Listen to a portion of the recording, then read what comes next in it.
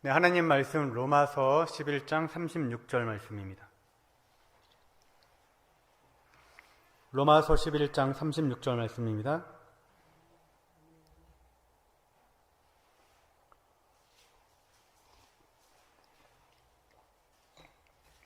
로마서 11장 36절입니다.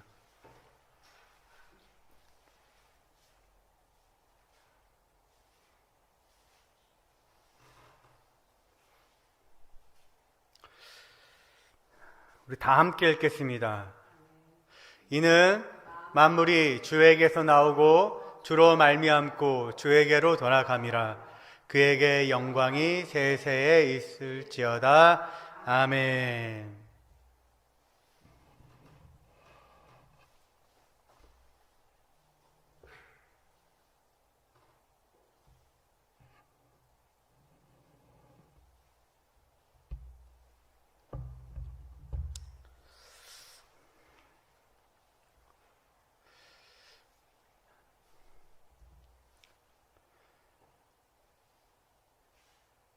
자, 오늘부터 하이델베르그 요리문답을 이 오후 예배 시간에 배우려고 합니다. 자, 앞에 제목을 한번 다 같이 한번 읽어볼까요? 아니, 그 위에요. 시작. 자, 이 하이델베르그 요리문답을 생각할 때에 삼위일체 하나님, 그리고 그 하나님께서 우리에게 위로를 주신다. 그러니까 이 교리문답을 배울 때에 우리가 하나님을 하나님으로 알고, 그리고 그렇게 하나님으로 알아들일 때에 하나님이 우리에게 주시는 위로가 무엇이며, 또 우리가 그래서 어떻게 이 세상을 위로받으며 살아갈 뿐만 아니라 죽어서도 참다운 위로로 살아갈 것인가를 배우는 게 바로 이 요리문답입니다. 하이델베르그 요리문답, 그러니까 벌써 이게 뭐야 그런 생각 드시죠? 이게 뭐 하이델인지 베르그인지 뭐 요리인데 뭐 이게 뭐 우리가 음식하는 요리인지 밥하는 요리인지 뭐 벌써 굉장히 생소하게 느껴지잖아요, 그죠? 예. 하이델베르크는 어딜까? 요리문답은 뭘까? 이거 어려운 거 아닌가? 복잡한 거 아닌가? 이상한 거 아닌가? 목사님 왜 이런 거 가르치려고 하시는가? 이걸 배우면 우리에게 어떤 유익이 있는가? 여러 생각을 할 수가 있습니다. 그죠? 그래서 하이델베르그 요리문답을 배우기 앞서서 오늘은 서론입니다. 서론. 네. 이 하이델베르그 요리문답이 왜 작성되어졌는지, 그리고 이걸 왜 배워야 하는지, 이걸 배울 때 우리에게는 어떤 신앙의 유익이 있는지, 이 요리문답에 대한 역사적 배경과 신학적 배경을 오늘 간단하게 살펴보려고 합니다.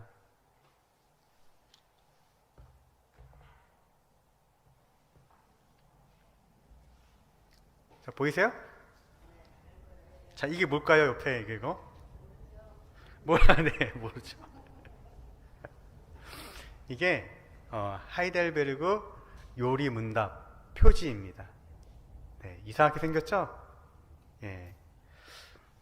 오늘날처럼 이렇게 좋은 그렇게 종이에 이렇게 출판된 것은 아니지만 이렇게 문서로 남겨졌어요. 캐터키무스라고 해가지고 교리문답, 묻고 답하는 교육서. 그러니까 이 정통교회는 역사적으로 이미 교부 때부터 어떤 면에서는 사실 예수님께서 너희는 나를 누구라 하느냐? 주는 그리스도시요 살아계신 하나님의 아들이십니다. 묻고 답하는 이런 방식의 교육 방법, 이 방법이 초대교회로부터 그리고 종교개혁 때 왕성하게 작성이 되어지고 이 문서가 그대로 장로교회 혹은 개혁교회에 이렇게 전수되어졌어요. 그 중에 이제 하나의 문서인 이 하이델베르그라고 하는 곳에서 작성된 요리문답이라 해서 하이델베르그 요리문답이라고 합니다. 그러나 우리 이제 장로교에서는 표준 문서로 무엇을 받습니까? 웨스트민스터 신앙 고백서를 받아요. 어떻게 좀 보이십니까? 생각보다 그렇게 잘 보이진 않네요. 노란색, 주황색으로 할까 그랬어요. 잘 보입니까? 네. 일단 여기 보시면 유럽의 개혁교회 그리고 영국에서 작성된 장로교 표준문서 이렇게 두 가지를 생각할 수가 있는데요. 우리 장로교에서는 헌법에서 이제 기록되어져 있는 표준문서는 웨스터민스터 신앙고백서와 대요리문답, 소요리문답인데 이것과 쌍벽을 이루는 그러한 문서가 이제 세 가지가 있어요. 그 세 가지가 뭘까요? 여기 나와 있죠. 하나는 벨직 신앙 고백서라는 게 하나 있습니다. 또 하나는 우리가 오늘부터 배울 하이델베르그 요리 문답서가 있습니다. 또 하나는 도르트 신조라고 해서 이 문서는 개혁교회의 표준 문서가 됩니다. 그러니까 최소한 장로교회, 그러니까 개혁교회라고 했을 때에는 이 신조를 반드시 따라야 한다라는 그런 의미를 갖고 있습니다. 그러니까 아주 스탠다드가 되겠죠. 그리고 그 밑에 보시면 이제 장로교 표준 문서인 아까도 얘기했지만 웨스터민스터 신앙고백서 그리고 소요리문답 그리고 대요리문답. 소요리문답은 어린이들과 초보자를 위해서 작성된 문서이고요. 대요리문답은 어른들을 위해서 장성한 신앙 성도를 가르치기 위해서 이제 작성된 문서입니다. 그래서 앞에 이제 세 개의 문서는 개혁교회가 공통적으로 받는 것이고 이 장로교 표준 문서는 이제 이 개혁교회가 공통으로 받는 이 신앙 고백 외에 교회론이 있어요. 나중에 다시 좀 설명드리겠지만 교회론까지 개혁한 그런 문서입니다. 그래서 교회의 정치까지 개혁한 교회가 바로 장로교회예요. 그래서 저와 여러분들은 웨스터민스터 신앙 고백서를 통하여서 성경의 가장 잘 개혁된 그러한 신앙생활을 하도록 문서로 무엇을 받냐면 웨스트민스터 신앙 고백서를 받는 것입니다.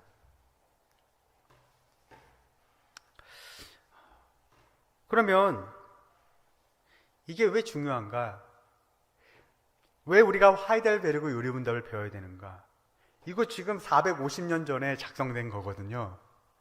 굉장히 오래된 것이죠? 이 조선시대나 봐야 할 그런 문서를 왜 지금 21세기에 살아가는 성도가 보아야 하는가? 궁금하지 않습니까? 왜 지금도 개혁교회는 이 문서로 지금 공부를 하고 왜 이 문서로 설교를 하고 왜 이것으로 성도들을 가르치고 또 목회자가 알고 있어야 하는가 했을 때 지금도 이제 대부분의 개혁교회가 장로교회가 이 문서를 가르치고 배우고 있는 거예요. 그런 배경이 있겠죠? 네네. 이제 16세기에 신성 로마 제국 시대에 팔지 지방이라는 곳에 이제 선제후였던 프리드리 3세, 이건 아니에요. 이건 안 돼요. 이거 볼 필요 없어요. 3세가 이제 자신의 영토에서 사용할 새로운 교리문답서를 만들어야 되겠다고 생각을 했어요. 당시 팔지 지방에서 루터파 그리고 개혁파 그러니까 루터파와 개혁파가 함께 공존하고 있었는데 서로 심하게 싸웠습니다. 서로 심하게 다투고 그리고 분열까지 이르게 되어지면서 팔치 지역이 굉장히 혼란스러웠어요. 그래서 신앙 고백을 작성할 필요성을 갖게 되어진 것입니다. 그러면 왜 루터파와 개혁파가 서로 싸우게 된 것일까요? 루터파도 로마 카톨릭에서 개혁한 것이고 개혁파도 로마 카톨릭에서 개혁한 거예요. 둘 다 로마 카톨릭이 성경적이지 않다고 해서 개혁을 하게 된 것입니다. 그런데 조금의 차이가 있어요. 그래서 그것을 잠깐 설명해 드리겠습니다. 지금 앞에 보이고 있는 요 사진. 요분 누구일까요? 요분 누구예요? 그렇죠. 마틴 루터입니다. 마틴 루터 선생님이세요. 자, 중세 천년 동안 로마 카톨릭이 심각하게 종교적 타락에 있었던 상태입니다. 사도들이 세우신 그런 예수 그리스도의 교회의 모습을 다 잃어버렸어요. 그럴 때 이 루터라는 수도사가 이제 개혁에 불을 지피게 된 것입니다. 이 마틴 루터는 아우구스티누스 파 소속의 수도사였어요. 아우구스티누스 파 어렵죠? 네, 발음이 어렵죠. 어거스틴이라고도 하고 아우구스티누스라고도 하는데 이 어거스틴 파 소속의 수도사였어요. 이제 이 루터가 비텐베르크 대학의 이제 교수가 되어져 가지고 1517년에 비텐베르크 성문에다가 이제 95개조 반박문을 붙이게 됩니다. 그리고 이것이 인쇄돼서 유럽 전역에 퍼지게 되어져요. 그러니까 루터가 이 사건으로 인해서 종교 개혁의 중심에 등장하게 됩니다. 자, 로마 카톨릭 교회는 전통, 교황, 공회가 규정하는 보석행위, 이제 다 배웠어요, 우리는 이거. 그리고 나중에 또 기회가 되면 한 번 더 설명하겠어요. 그래서 설명은 그냥 넘어갑니다. 보석행위, 성인 숭배, 잉여 공로, 이렇게 남은 공로 사상 혹은 공로적인 행위를 통해서 구원을 받는다고 한 것입니다. 특별히 면죄부 판매를 통해서 더 빨리 구원을 받는다고 말한 거예요. 여러분, 구원을 받는데 내가 더 빨리 구원받을 수 있는 길이 있다 그러면 빨리 받고 싶겠어요? 늦게 받고 싶겠어요? 빨리 받고 싶겠죠. 돈 있으면 사고 싶겠어요? 안 사고 싶겠어요? 사고 싶겠죠. 그렇게 해서 구원을 파는 거예요. 네. 면죄부 사면 무엇도 사는 것입니까? 구원도 사는 거예요. 그러니까 구원이 쉽겠어요? 어렵겠어요? 쉽죠. 죄 지어도 면죄부만 사면 죄가 용서되어지고 연옥에 있는 내 부모, 내 형제도 어떻게 됩니까? 네, 천국으로 가고 얼마나 좋아요. 동전이 땡그랑 떨어지게 되어지면 그 즉시로 연옥에서 짜잔 하고 딱 가는 거예요. 구원 참 쉽죠? 네. 그러다 보니까 종교적으로 로마 카톨릭은 크게 부패하게 되어졌습니다. 그리고 그 세월이 무려 1000년 동안 지속이 되어졌던 거예요. 루터는 이런 로마 카톨릭의 구원관을 강하게 비판했습니다. 그렇게 해서 인간이 구원받을 수 없다. 구원은 하나님이 값없이 주는 것이다. 인간은 어떤 행위로 하나님의 공의를 만족시킬 수 없다. 우리는 우리의 행위로서 구원받는 게 아니다. 참된 구원은 오직 믿음으로 구원을 받는 것이다. 그래서 이신칭의를 주장하면서 면죄부 판매를 강하게 비판한 것이 바로 95개조 반박문인 것입니다.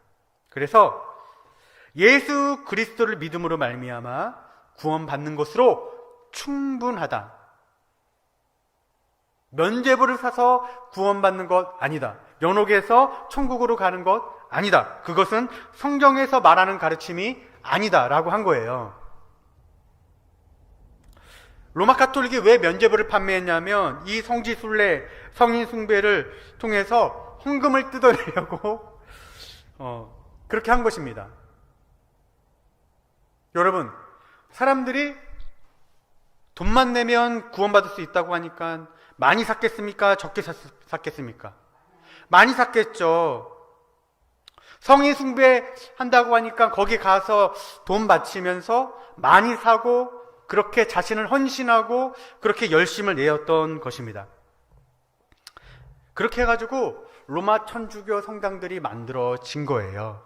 그때 중세의 유명한 미술품들 다 그렇게 해가지고 만든 것입니다. 그렇게 해서 그린 거예요. 그렇게 해서 조각상이 만들어진 거예요. 다 성도들 호주머니 털어가지고 그렇게 멋지게 만들어낸 것입니다.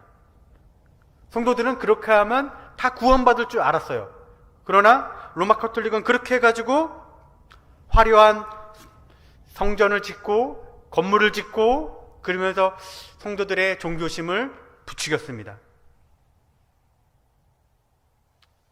그렇지만 그렇게 해서 구원받을 수는 없었던 것이죠.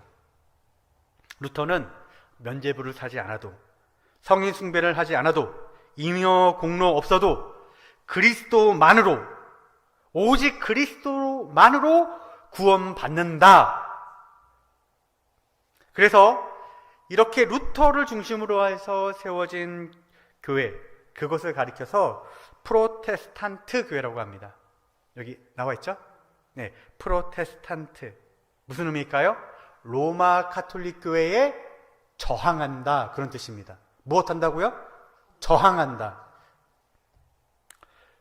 이 저항에는 두 가지 사건이 있어요. 하나는 보름수 회의에서 루터의 저항입니다.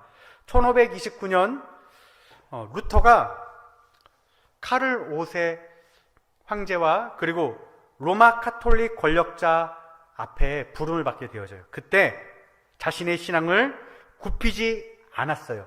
거기서 유래된 말이 바로 프로테스탄트입니다. 그러나 좀 더 본질적으로 이 프로테스탄트라고 하는 용어가 사용된 것은 1529년 2월 21일 그때 열린 슈파이어 국제회의가 이제 그때 열리게 되어지는데요. 이제 루터파, 그러니까 루터의 신앙이 옳다라고 이제 생각하고 따른 제후들, 영주들이 이제 카를 5세에게 항의서를 제출했습니다. 이 황제 카를 5세는 로마 가톨릭을 지지했거든요. 그러다 보니까 이제 프로테스탄트 교회를 억압했습니다. 강하게 억압했어요. 그래서 이제 프로테스탄트를 이단으로 규정하고 그들을 제거할 목적으로서 이 슈파이어 회의가 이제 열리게 된 거예요. 그런데 이때 프로테스탄트 독일의 귀족들이 항의서를 제출해서 우리의 신앙이 옳다, 우리의 신앙이 바르다, 우리는 이단들이 아니다, 우리는 성경에 위배된 신앙을 말하는 것이 아니다. 그래서 이 신앙을 믿는 바의 신앙을 드러내고 항거했다. 그런 의미에서 이제 이 슈파이어 국제 회의가 이제 프로테스탄트라고 하는 그런 이름으로 불려지게 된 것입니다. 여기 내용에 이런 말이 있어요. 항의서 일부를 좀 여러분들에게 읽어드리면, 우리는 이러한 말로 이 항의서를 제출합니다. 우리는 개인으로서 또는 국민의 대표로서 장차 반포될 칙령에 대하여 하나님을 거스르고 그분의 거룩한 말씀과 우리의 정당한 양심과 우리 영혼의 구원에 위배되는 것은 어떤 형태의 것이든지 동의하거나 받아들일 수 없습니다. 이런 이유로 우리는 우리에게 지워진 멍에를 거부합니다. 이렇게 이제 항의서를 제출한 것이에요. 어때요? 멋지지 않습니까? 이렇게 해서 이제 루터를 중심으로 한 독일 안에서 종교개혁이 이루어지게 되어집니다. 그런데 종교개혁이 독일만 있었던 것은 아닙니다. 또 한 지역에서도 종교개혁이 일어났어요. 거기가 어디일까요?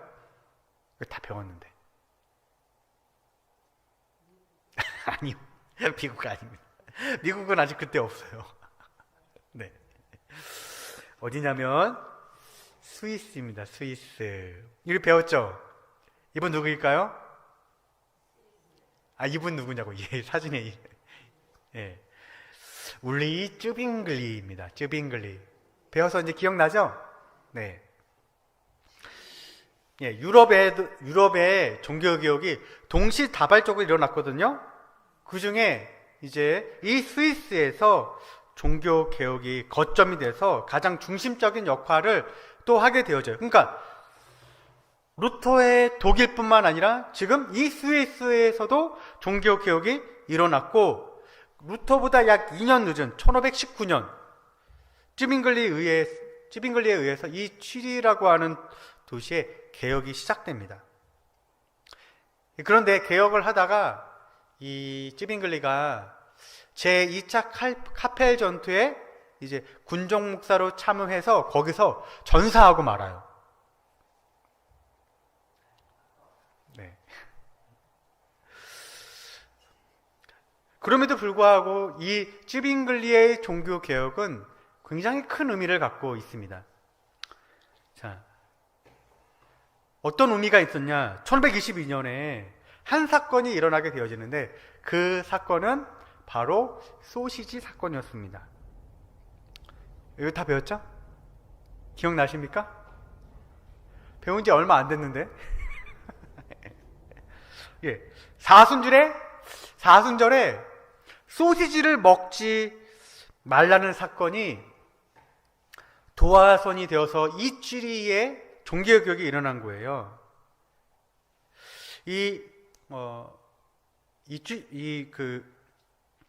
쯔빙글리는 이 취리 그로스민스터의 이제 목회자였는데 그의 동료들이 사순절 금식 기간에 이 먹지 말아야 할 소시지를 먹은 것입니다. 왜 먹지 말아야 했냐면 로마 카톨릭이 교회법으로 사순절에 소시지를 먹으면 안 된다고 법으로 명시해 놓았기 때문입니다.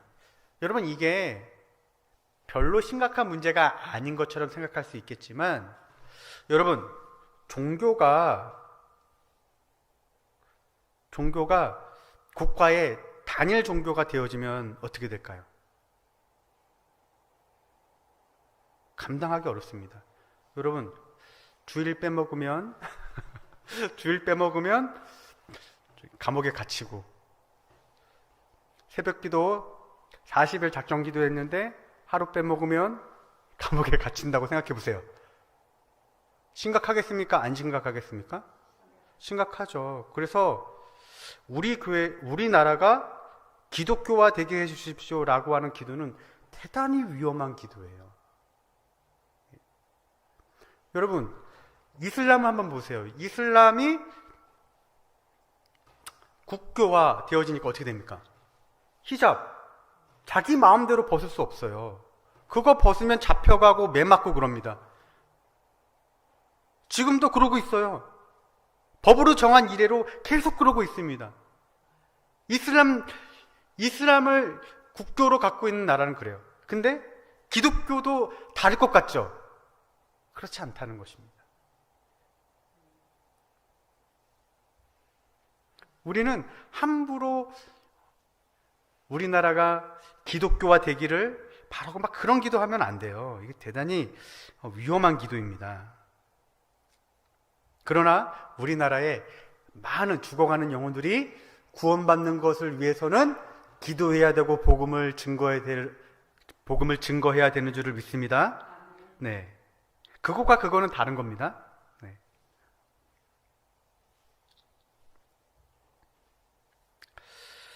어쨌든 이 교회법을 어겨서 소시지를 먹은 거예요.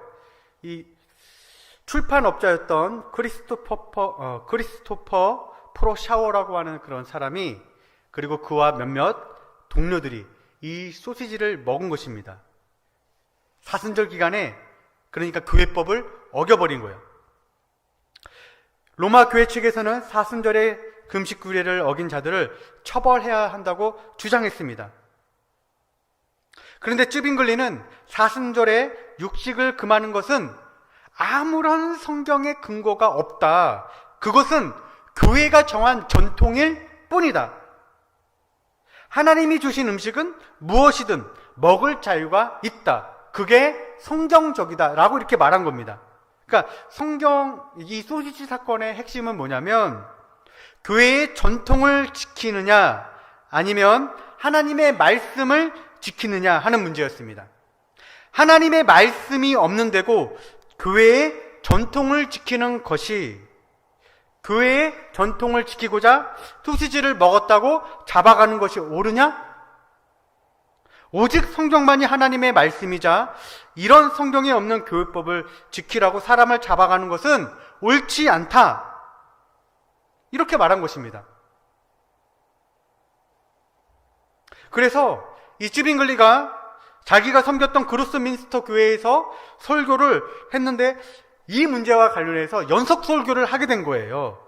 그리고 이 소시지 사건을 강하게 비판하고 로마 가톨릭 교회의 전통을 강하게 비판하게 되어지면서, 그러면서 무엇이 두각됐냐면 성경이 말하는 바가 무엇이냐 하는 성경론에 집중하게 된 것입니다.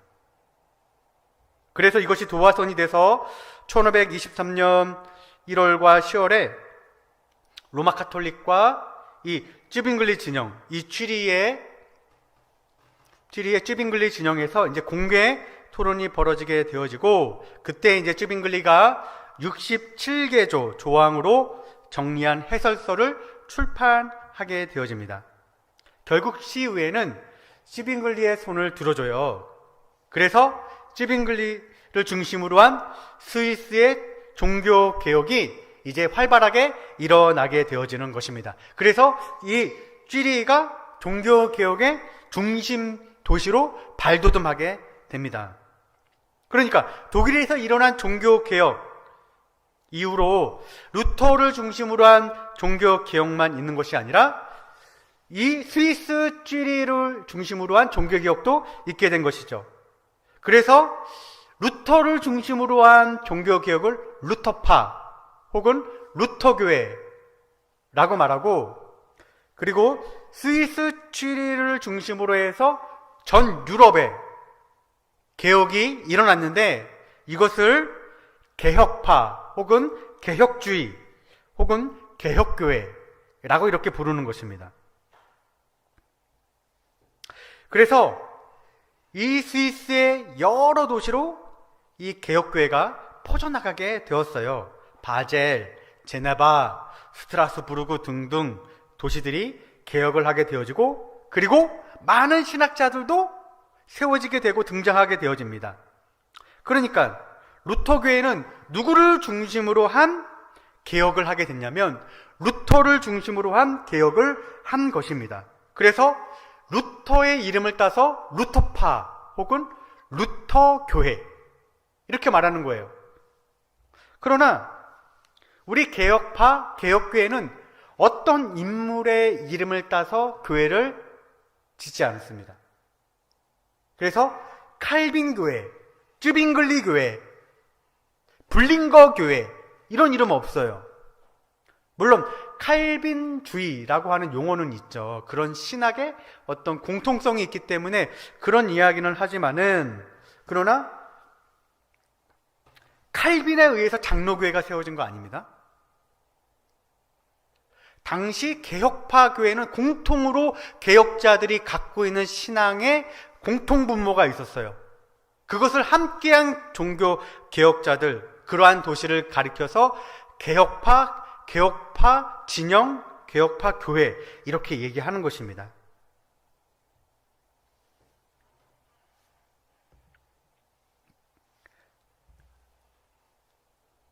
자, 여기가 어디냐? 드디어 우리가 이제 보게 되는 하이델베르그입니다. 하이델베르그. 어디라고요? 예, 하이델베르그. 너무 멋있죠? 가보고 싶어요? 안 가보고 싶어요? 가보고 싶어요. 저도 가보고 싶습니다. 예. 저도 가보고 싶은데 너무 멋지지 않습니까? 네. 제가 원래는 이 하이델베르그에 있는 성령교회도 집어넣으려고 했는데 깜빡했어요. 죄송합니다. 예. 여러분들이 하이델베르그의 성령교회라고 치면은요, 정말 멋있는 그런 예배당이 이제 있는 것을 볼 수가 있습니다. 한번 찾아보시기 바랍니다. 그런데 이제 왜 이 하이델베르그가 중요하냐면, 이 하이델베르그는 독일 안에 있었던 그러한 도시였어요. 그런데 아까 방금 말씀드렸죠? 자, 이 하이델베르그뿐만 아니라 이 독일이 누구 진영이라고요? 누구 진영이라고 했어요? 누구 중심입니까? 루터 중심의 루터파였다라는 것입니다. 그런데 이 하이델베르그는 어디에 좀 가까웠냐면 개혁파에 좀 가까웠어요. 그러니까 주변 나라, 주변 제후들, 그 루터파로부터 비판을 받고 그 다음에 왕따를 당하게 된 것입니다. 야, 독일에 있으니까 당연히 루터파여야 하고 루터 신학을 따라야지, 너희는 왜 개혁파 신학을 따르냐? 이렇게 된 것입니다. 그러니까 약간 중간에 찡긴 거죠? 그죠? 예, 개혁파와 루터파 사이에 찡겨버리게 된 거예요. 그런데 여기에는 핵심적인 논쟁이 하나 있습니다. 뭐냐면 성만찬 논쟁입니다. 성만찬 논쟁. 자, 여기 이제 사진 하나 보시면 이 성만찬 논쟁에 있어서 중요한 인물이 3명이 계신데, 바로 이 팔찌의 하이델베르그의 선제후였던 바로 프리드리히 3세. 여기 하늘색으로 되어져 있는 그림 있죠? 보이세요? 안 보이세요? 보이죠? 예. 그리고 이제 중간에 계신 분이 설교자인 올레비아누스라고 하는 분입니다. 누구라고요? 올레비아누스. 그리고 이제 제일 끝에 계신 분이 우르시누스, 자카리아 우르시누스입니다. 우르시누스.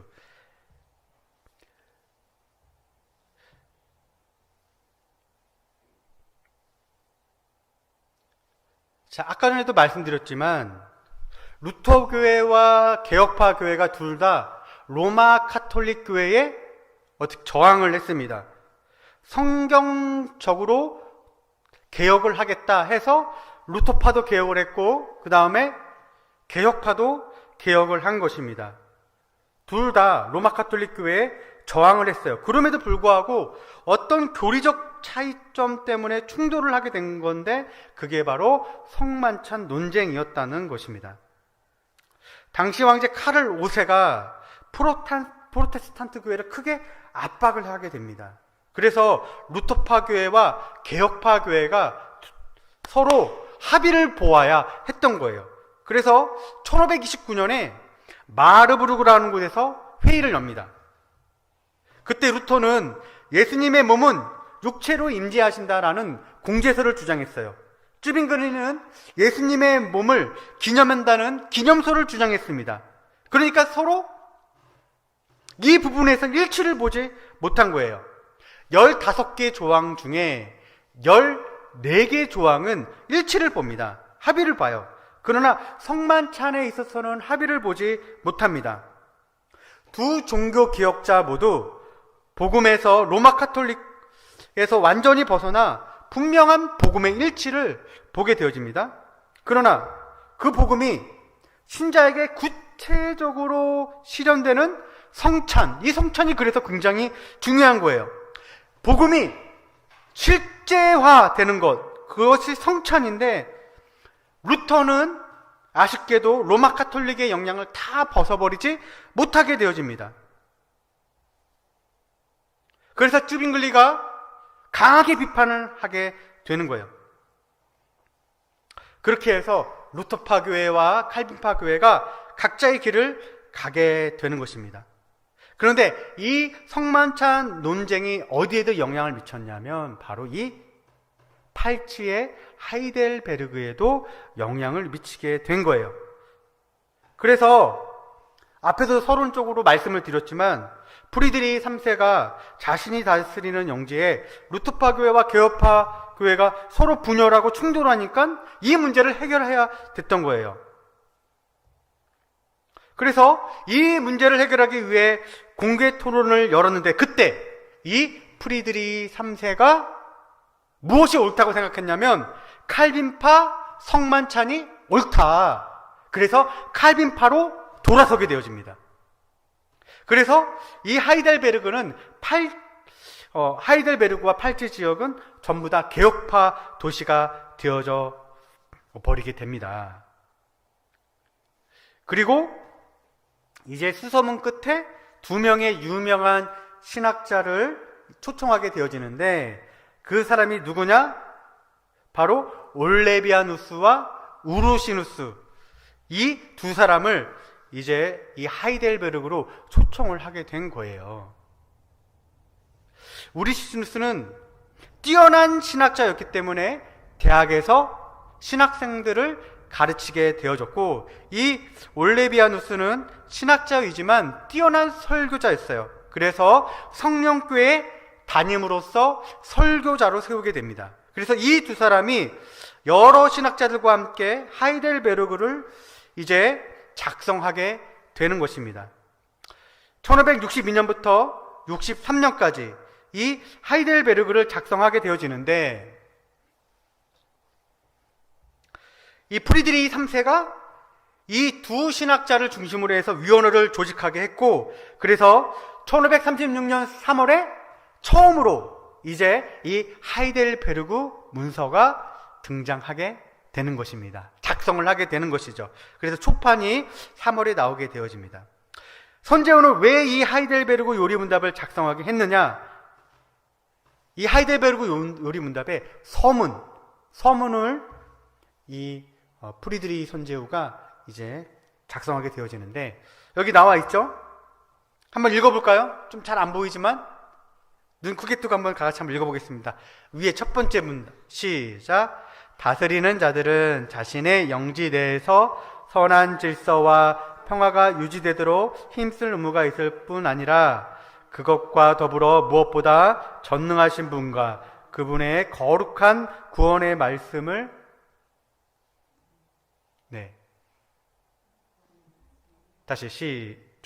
말씀을 시작.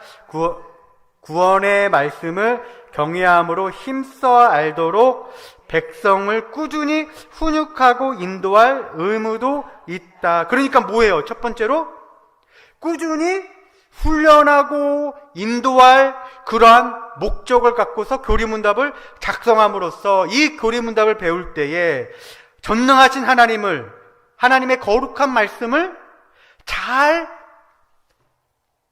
경외할 수 있도록 백성들을 가르치기 위해서 작성된 것이다. 두 번째, 중간에 보시면 같이 읽어보겠습니다. 시작. 비록 그의 선임 제후들이 팔찌 개혁을 위한 씨앗을 뿌렸지만 그 노력들은 많은 이들이 바라던 만큼 풍성한 영적 결실을 맺지 못하였다. 그래서 루터파도 있었고 개혁파도 있었고 그리고 서로 싸우기만 했던 것이고, 그러니까 사람들의 마음이 많이 분열되어 있었습니다. 그래서 올바른 신앙 체계를 동일하게 세워주기 위해서 이 교리문답서를 작성하게 된 거예요. 마지막 세 번째, 같이 읽겠습니다. 시작. 결과가 그렇게 빛을 발하던 중요한 이유 하나는 아이들에게 관심을 충분히 쏟지 못하였기 때문이다. 아이들은 그리스도의 교훈에 무관심하거나 아예 기독교 교육을 받지 못하였거나 체계 없는 교육을 받거나 혹은 무의미하게 불필요한 질문들로 당혹스러워 한다. 그러니까 지금 이 교리문답서는 누구를 가르치기 위한 것입니까? 어린이를 가르치기 위해서 작성된 거예요. 놀랍죠? 여러분, 우리는 어린이가 귀찮은 존재라고 생각할 수 있겠지만 이 프리드리히 3세는 오히려 교회의 소망은 아이들에게 있다라고 본 것입니다. 그래서 그들에게 충분한 그리스도의 말씀을 가르치고 기독교 신앙으로 저들이 바르게 교육받아서 그래서 이 팔찌 지역에 참된 주의 성도로 세워지는 것에 목적을 두었다는 것입니다. 결국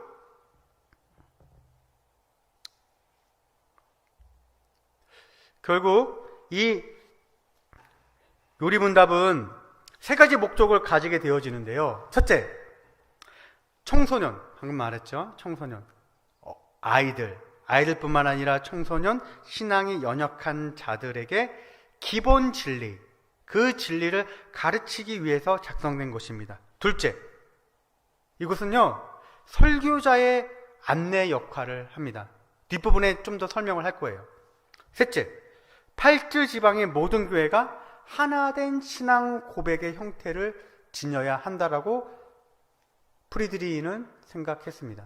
그러니까 이 사람의 신앙 따로 저 사람의 신앙 따로가 아니라 내가 하나님을 믿되 한 믿음 가운데 믿게 하기 위해서 성경을 읽고 이 사람은 이 말, 저 사람은 저 말, 서로 각자가 딴 말 하는 것이 아니라 성경을 읽을 때 공통적으로 그 말은 그 뜻이구나, 그렇게 살아야 되겠구나, 동일한 내용을 소유하게 되어지기 위해서, 그래서 이 교리문답을 작성하게 된 것입니다. 그래서 프리드리히 3세는 다양한 논쟁에서 벗어나 자신의 영토 안에 모든 교회들을 하나 되게 하기 위해서 이 교리문답서를 작성하게 된 것입니다. 그래서 여러 어떤 논쟁, 어떤 신학자들의 그런 말들이 아니라 오직 성경의 기초에서만 이 교리문답이 작성되도록 했어요. 그리고 중요한 것은 그렇기 때문에 아이들을 가르칠 만한 내용으로 기록이 되었겠죠. 그죠? 팔찌 지역의 어린 아이들과 그리스도의 교회의 미래를 염두에 두고 프리드리히 3세는 하이델베르크 요리문답을 작성한 것입니다. 그것을 통해서 다음과 같은 소망을 이 프리드리히가 피력했습니다. 우리는 자녀들이 어린 시절부터 하나님의 말씀으로 근실히 가르침을 받는다면 전능하신 하나님께도 기뻐하실 것이고 개인과 공공의 윤리가 크게 개혁될 것이며 이생과 영상의 복락을 가져올 것이다. 따라서 이러한 요리문답을 만든 이유는 내가 다스리는 지역에 참된 믿음이 무엇인지 어른과 아이들을 가르치려고 한다라는 것입니다. 그래서 이 하이델 교리문답이 작성되어졌고 프리드리히 3세의 영향하에 이것이 학교에도 가르치고 교회에도 가르치고 청소년의 의무 교육의 교재로 사용이 되어졌습니다. 그리고 주일 오후에 장년에게도 설교하게 되어졌습니다. 게다가 이 탁월한 요리문답은 이 팔찌 지역에만 국한돼서 사용된 것이 아니라 출판되자마자 급속도로 여러 나라에, 특별히 개혁파 교회에 확산이 되어졌어요. 그래서 역사상 가장 대중화된 교리문답서가 뭐냐면 바로 이 하이델베르크 요리문답서입니다. 특별히 네덜란드 개혁교회의 가장 중요한 문서로서 이 하이델베르크 요리문답서가 이제 교육되어지는 것입니다. 거의 끝났습니다. 네. 조금만 정신 차려보세요. 네. 이제 거의 끝났어요. 자, 하이델베르크 요리문답서의 특징이 있어요. 여러분, 하이델베르크 교리문답서라고 하니까 무슨 특별한 거 배우는 줄 아시는데 사실은 그렇지가 않아요. 무엇 배우는 것입니까? 사도신경, 또 십계명, 또 주기도문. 그러니까 이 하이델베르크 요리문답서는 사도신경과 십계명과 주기도문을 해설해 놓은 것입니다. 어떤 신학적 입장이나 어떤 틀을 제시하는 것이 아니라 바로 사도신경이 뭐예요? 여기 보세요. 이게 중요하니까. 사도신경이 뭡니까? 사도신경, 내가 무엇을 믿는가? 믿음의 대상을 말하는 겁니다. 내가 믿고 싶은 대로 믿는 게 아니라 분명 참된 하나님이 계시고 그 하나님을 믿는다 하는 그 내용, 그것이 사도신경이에요. 십계명이 무엇입니까? 십계명은, 자, 사도신경은 믿음의 대상이라고 했습니다. 십계명은 믿음의 방향이에요. 여러분, 어디로 가야 할지 내 마음대로 결정하면 됩니까? 안 됩니까? 안 돼요.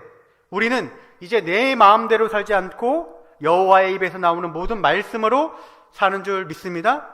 그래서 우리가 계속해서 지난 시간에도 율법에 대해서도 배웠고 하나님의 말씀에 대해서도 배웠고 율례에 대해서도 배웠어요. 그렇죠? 다 못 배운 것 같은 표정이에요. 네. 되게 난감합니다, 제가. 네. 괜찮습니다. 까먹어도 제가 다시 또 계속 설명해 드리니까 괜찮아요. 네. 자, 분명한 방향. 여러분들이 어디로 가야 될지 방황하지 않고 하나님의 말씀이 등불이 되어져서, 하나님의 말씀이 여러분들의 길이 되어져서 분명히 그 길로 가게 하고 어두운 가운데 그 빛으로 보여주셔서 여러분들이 분명히 분별하면서 신앙생활 할 수 있도록 주신 것이 십계명이에요. 그래서 복음이라고 지난주에 분명하게 말씀드리지 않았습니까? 그리고 이 주기도문은 뭐 기도 열심히 하자 그런 거 아닙니다. 믿음의 내용이에요. 내가 어떤 믿음의 내용을 가지고 있느냐 했을 때 이 주기도문이 바로 여러분들의 믿음, 그 믿음이 무엇인지, 믿음의 그 내용을 바로 이 주기도문으로서 해설해 놓은 것입니다. 그리고 이 전통은 초대교회로부터 종교개혁, 그리고 오늘까지 동일하게 적용되어지는, 그러니까 여러분 소요리 문답, 뭐 대오리 문답, 뭐 하이델베르그 요리 문답, 뭐 이런 요리 문답 말고도 여러 가지 요리 문답이 있어요. 다 무엇을 해설해 놓은 것입니까? 개혁파는 사도신경, 십계명, 주기도문. 이거 꼭 봐야 되는 거예요. 네, 이거 꼭 보셔야 되는 겁니까? 이거 다 알고 있는 거잖아요. 근데 이럴 줄 몰랐죠. 무슨 특별한 거 배우는 줄 알았죠. 그렇지 않다는 것입니다. 자, 이 하이델베르그 요리문답은 독특한 구조를 가지고 있습니다. 어떤 구조를 가지고 있느냐? 로마서가 제시하는 구원의 틀에 맞춰져 있습니다.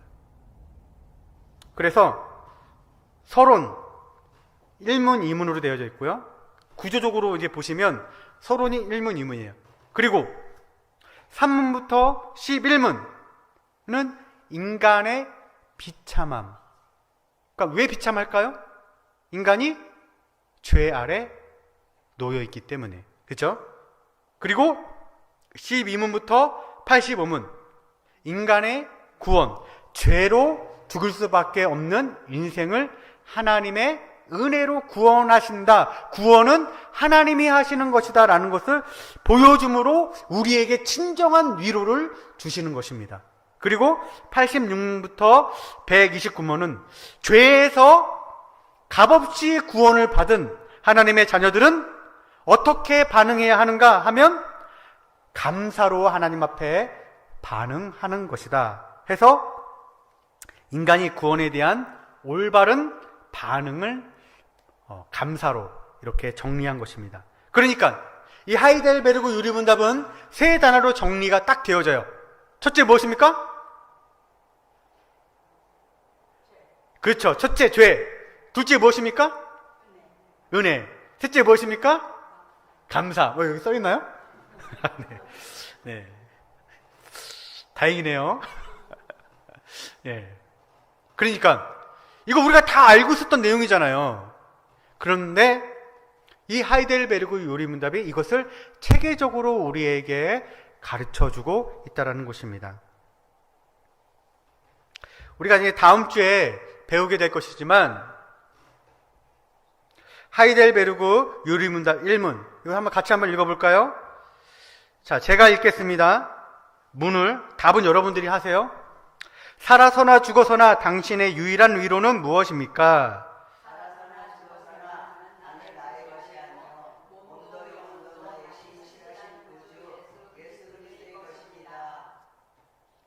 계속 읽으세요. 시작.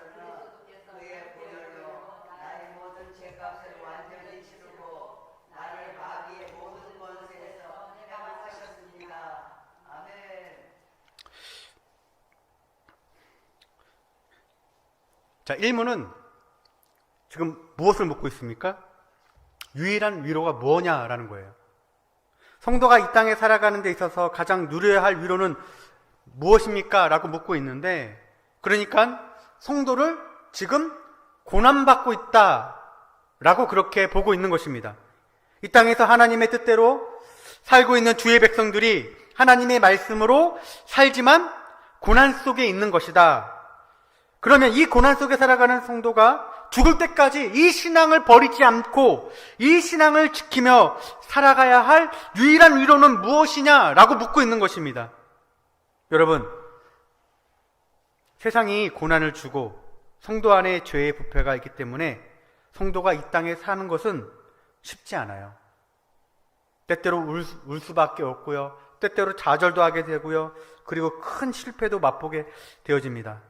근데 이 요리문답은 처음에 이러한 실패, 죄악, 어려움 속에서 당신이 딛고 일어설 수 있는 유일한 위로는 뭐냐? 라고 묻고 있는 거예요. 그것은 이 세상의 부귀 영화가 아니라 살아서나 죽어서나 나는 나의 것이 아니요 몸도 영혼도 나의 신실한 누구의 것이다? 구주 예수 그리스도의 것이다. 이게 유일한 여러분들의 위로다라고 이렇게 답하도록 하고 있는 것입니다. 여러분들의 위로는 누구입니까? 사나 죽으나 저와 여러분들의 유일한 위로는 구주 예수 그리스도밖에 없는 줄 믿습니다. 내 통장에 찍힌 숫자를 보고 실망하지 마시고 내가 전세 산다고 쪽팔려 하지 마시고 혹 내가 집이 있다고 해서 그 집 때문에 위로받지 마시고 강남에 내가 무슨 땅을 가졌다고 해서 그것 때문에 여러분들의 위로로 삼지 마시고 나의 진정한 위로는 예수 그리스도밖에 없다라고 하는 이 믿음이 여러분들의 믿음이 되기를 간절히 바랍니다. 그리고 이것이 저와 여러분들의 진정한 위로라는 것입니다. 또 하나, 구원은 처음부터 끝까지 누가 이루시는 것이라고 아까 다 얘기했습니까? 처음부터 끝까지 구원은 다 하나님께서 이루시되 누구 안에서? 그렇죠. 그리스도 안에서. 우리 주일 오전 설교 시간에 다 말씀드렸습니다. 그리스도로 말미암아 우리가 어떻게 구원받는지를 잘 설명해 주고 있어요. 그럴 때 우리는 죄 용서에만 집중을 합니다. 그런데 이것은 시작이에요. 구원의 시작이란 말입니다. 구원의 과정과 구원의 결과를 누가 만들어내시냐면 하나님께서 만드시되 그리스도 안에서. 그러므로 그리스도가 바로 여러분의 것이요 여러분이 그리스도 안에 있는 것이 진정한 위로라고 말하고 있는 것입니다. 왜냐하면 우리의 구원은 중생부터 영화까지 그리스도 안에 있기 때문이에요. 우리를 부르시고 우리를 의롭다 하시고 우리를 거룩하게 하시고 우리를 영화롭게 하시는 그 모든 것들이 다 그리스도 안에서 이루어지는 것이기 때문에 그래서 여러분들의 위로는 그리스도밖에 없는 것입니다. 그리고 교회는 그리스도로 말미암아 세워진 것입니다. 그래서 교회는 여러분 개개인이 아닙니다. 교회는 구원의 백성들인 것입니다.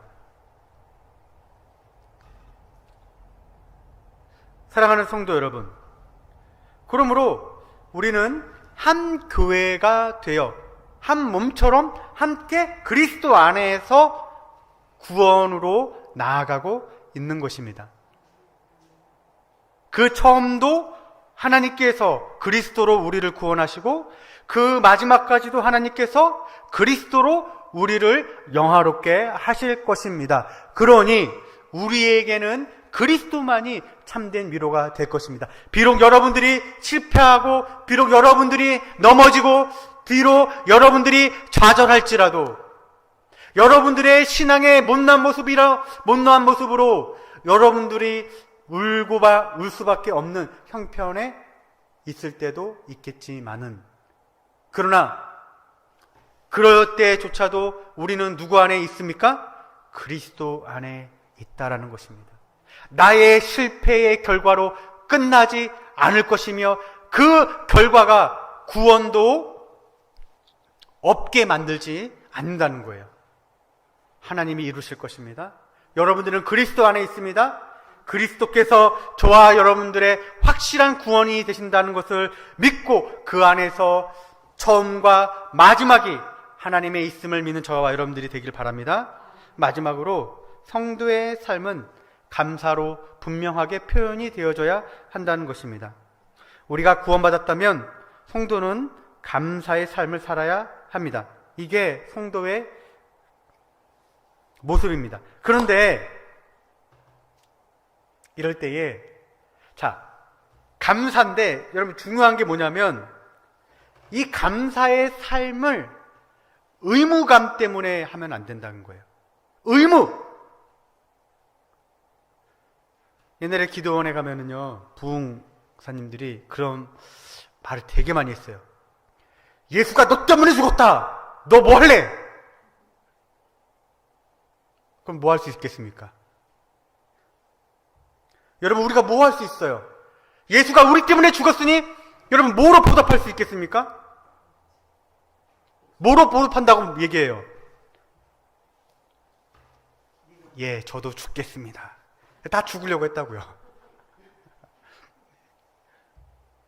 여러분, 그렇게 되어지면 우리는 평생 빚진 자로 살아갈 수밖에 없습니다.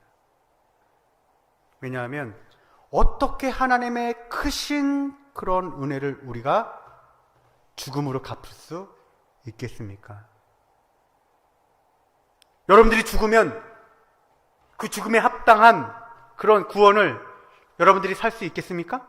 만들어낼 수 있겠습니까? 여러분들의 것이 되게 할 수 있겠습니까? 할 수 없어서 그리스도께서 대신 죽으셨다는 거예요. 근데 그리스도가 죽었으니 우리도 죽어야 된다. 그러면 우리는 평생 빚진 마음을 갖고 억눌리며 신앙생활을 할 수밖에 없습니다. 감사는 고사하고 맨날 예배당에 와서 우리는 울 수밖에 없어요. 왜? 맨날 못했으니까. 한 것보다 못한 게 더 많아. 한 주간의 삶을 보면은 하나님의 말씀 지킨 것보다 지키지 못한 게 더 많아. 그래서 맨날 울기만 해. 주님, 오늘도 못했습니다.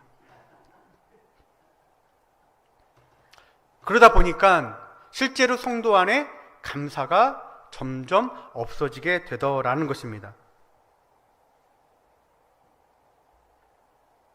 여러분, 성도는 빚진 자로 살지 않습니다. 성도는 값없는 하나님의 은혜로 사는 것입니다. 믿으십니까?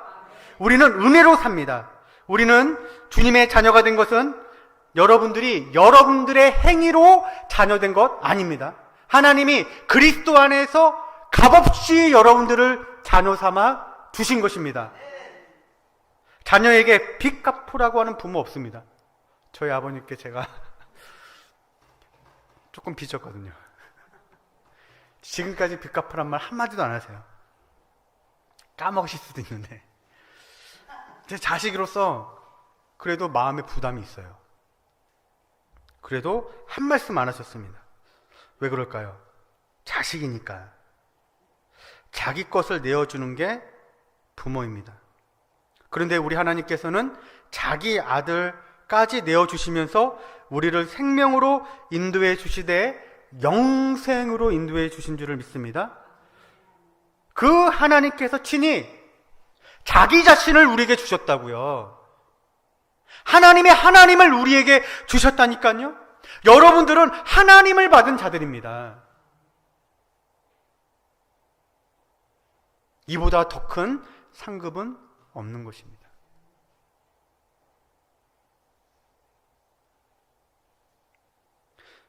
그러므로 이 요리문답은 저와 여러분들에게 짐이 될 수가 없습니다. 물론 어려울 수는 있겠죠. 그렇죠? 배워보지 않아서 어려울 수는 있을 거예요. 생소할 수는 있습니다. 그러나 방금 설명드린 대로 우리에게 짐을 지우려고 이 교리문답을 가르치는 것이 아니라 여러분들을 격려하고 위로하고 구원에 대해서 감사하며, 그래서 여러분들의 삶 속에 그 하나님의 진정한 위로를 누리게 하려고, 그래서 이 교리문답을 배우도록 한 것입니다. 그리스도께서 위로를 주시고 구원의 은혜를 주시고 그 위로받은 자가 하나님께 감사로 사는 것입니다. 그러한 삶을 살게 되어지는 여러분들이 되길 바랍니다. 마지막으로 이 교리문답은요 총 129문으로 되어져 있습니다. 묻고 답하는 형식으로 되어져 있는데요, 52주로 되어져 있어요. 몇 주요? 52주. 딱 52주에 맞춰졌습니다. 그래서 개혁교회는 매년, 특별히 이제 화란 네덜란드 개혁교회는, 물론 이제 장로교회도 그렇게 하지만 철저하게 52주에 맞춰서 매년마다 이 하이델베르그를 오후에 설교하고, 그리고 설교할 뿐만 아니라 가정에서도 이 하이델베르그 요리문답으로 공과 공부를 합니다. 설교자는 이 교리문답을 52주로 해서 계속해서 설교를 하고, 그리고 여러분들은 이 말씀을 매주일 듣고, 그래서 가정에서도 드리고, 그러면서 이 교리문답이 여러분들의 삶에 지침이 되고 내용이 되고, 그리고 분명한 기준이 되게 한 거예요. 그러니까 굉장히 목회적이며 실천적인 그런 내용을 담고 있는 것입니다. 여러분, 52주를 1년 동안 배우니까 이것을 20년 신앙생활 했다고 한번 생각해 보십시오. 그러면 이 요리문답을 몇 번 배울 수 있겠습니까? 20번 배우겠죠. 그죠? 질린다 질려. 그렇게 생각할 수 있죠. 근데 제가 보니까 지난주에 했던 말 기억 잘 못하시는 것 같아요. 예, 기억 잘 못하시고 했던가 막 이래요. 제가 지금 몇 번 말씀 잘 기억하시고 그걸로 기도하시고 그렇게 살아가시라고 하고 오늘도 그렇게 기도하셔야 된다고 말씀을 그렇게 드렸건만 몇 번 얘기했는데 그거 다 까먹고 또 이렇게 은혜스럽게 앉아있으면서 저를 이렇게 마주보고 계시니까 제가 되게 당황스러울 수밖에 없어요. 그런데 그만큼 우리의 연약함, 우리의 부족함, 그리고 여러분 평생에도 다 알지 못해요. 목회자가 이거 다 알 수 있을 것 같습니까? 그렇지 않습니다.